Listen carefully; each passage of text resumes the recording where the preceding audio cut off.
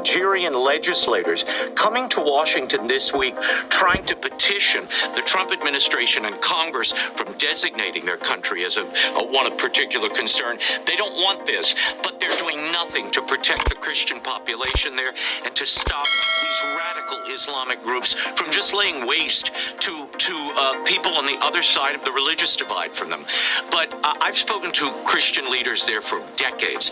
They will tell you they are very much afeared that Nigeria is going to turn into what Egypt and Constantinople became, which, remember, was a majority Christian country that over time you had an Islamic destruction of the faith, and that's what's happening in Nigeria in real time.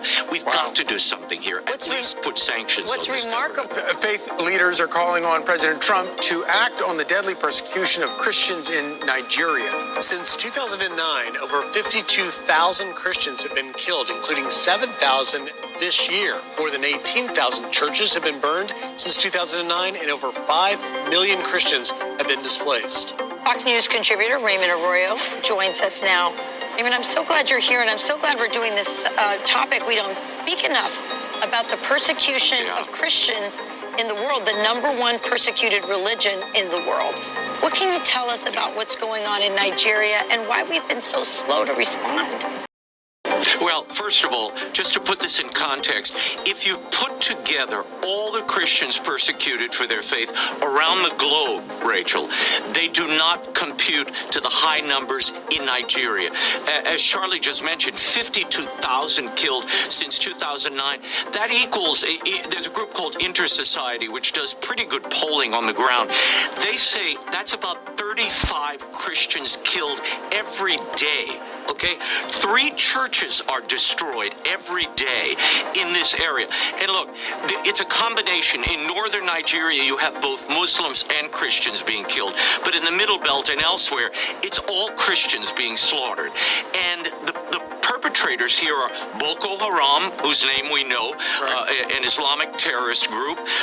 You have these Fulani herdsmen who run around on horses or on motorcycles with machine guns. They literally mow these Christians down, these farmers who are tending to their land. It is an outrage. And back in 2017, the Trump administration designated Nigeria as a country of particular concern, which came with sanctions. Well, when the Biden administration came along, Anthony Blinken lifted that designation. He said these murders were being committed because of climate change. So that's why you see now Ted Cruz and 35 Christians saying, wait, we need to redesignate Nigeria as a country of particular concern. It's a bloodbath. It's a genocide. It does seem like if this were happening to somebody else, you would see it on the front page of the New York Times, the front page of the Washington Post every day. Why isn't it? Well, I think because A, it's Africa, and we just don't cover Africa the way we should, and B, for whatever reason, Islamic terrorism is just not covered. And when you look closely, 22 Islamic terrorist groups, including Boko Haram and others, have safe haven and have a safe quarter in Nigeria. Nigerian politicians are some of the most shameless people in the world, to be frank.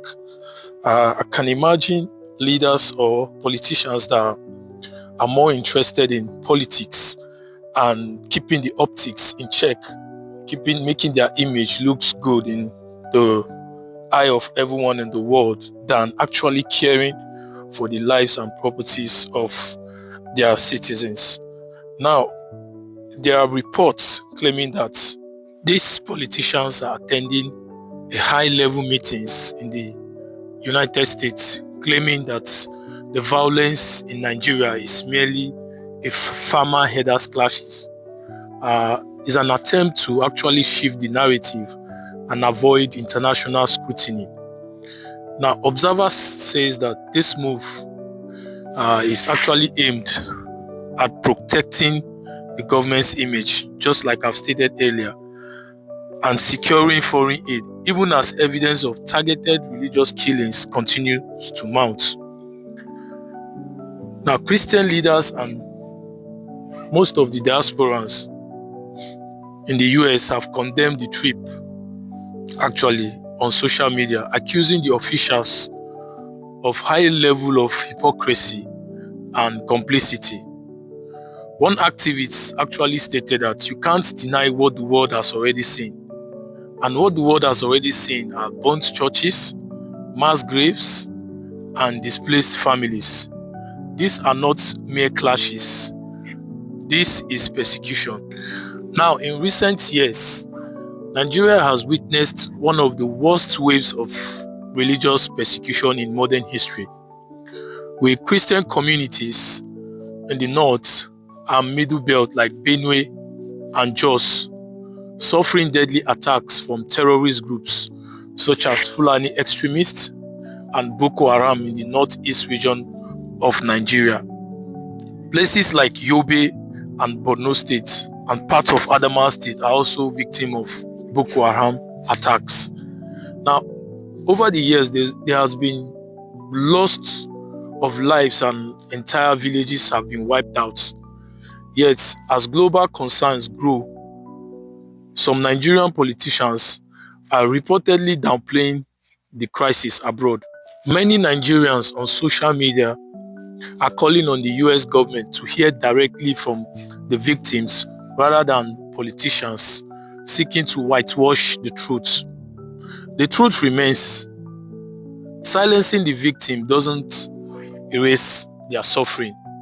As these politicians tour foreign capitals, millions of displaced Christians continue to cry for justice back home. States, for example, ethnic and religious clashes have intensified, with entire villages wiped out overnight. The government's response has been described as slow and lacking coordinations. Residents in that locality accuse the federal government forces of failing to protect innocent lives despite early warnings.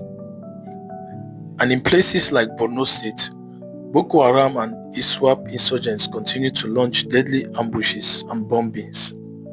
More than a decade and after the insurgency began, peace remains very elusive. Tinubu's government, like previous administrations, has not shown a clear strategy to permanently end the menace. Now, analysts say that the government's heavy focus on politics, appointments, and internal struggles has overshadowed its duty to secure the nation. Nigerians are now demanding accountability and transparency and a renewed sense of urgency from the presidency. Until real action is taken, the promise of renewed hope remains just a slogan, while the people continue to live in fear and despair. The government has once again turned to amnesty for bandits as a supposed solution to the lingering insecurity crisis in the Northwest.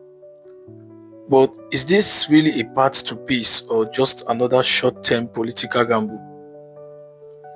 Now, for years, states like Zamfara, Katsina, Kaduna, and Sokoto have been plagued by bandit attacks, mass kidnappings, and killings.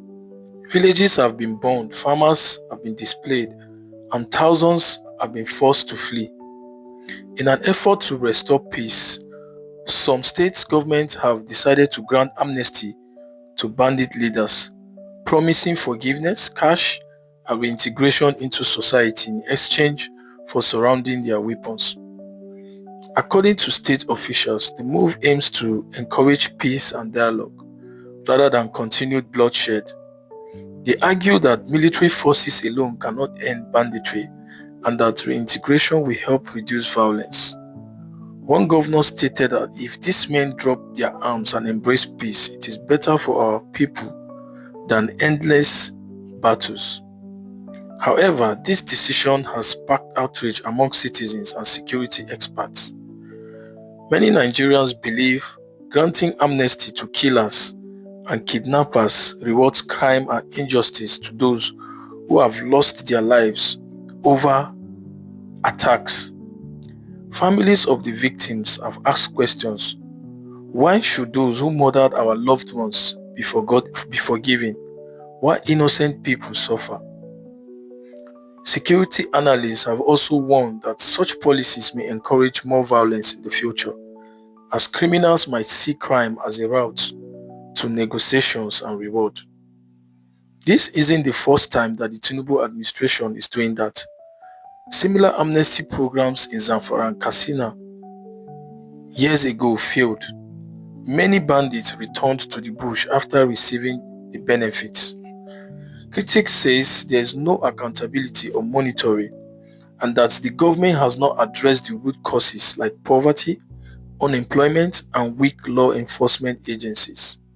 So granting amnesty is not the right strategy to end insurgency in the Northwest. The Tinubu-led administration really needs to go back to the drawing board.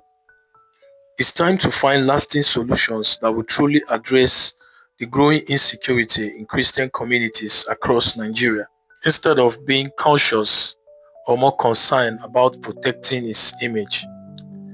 Nigerians deserve safety, not excuses. Now, what do you think about all this analysis? Please let me know your thoughts in the comment section. Thank you.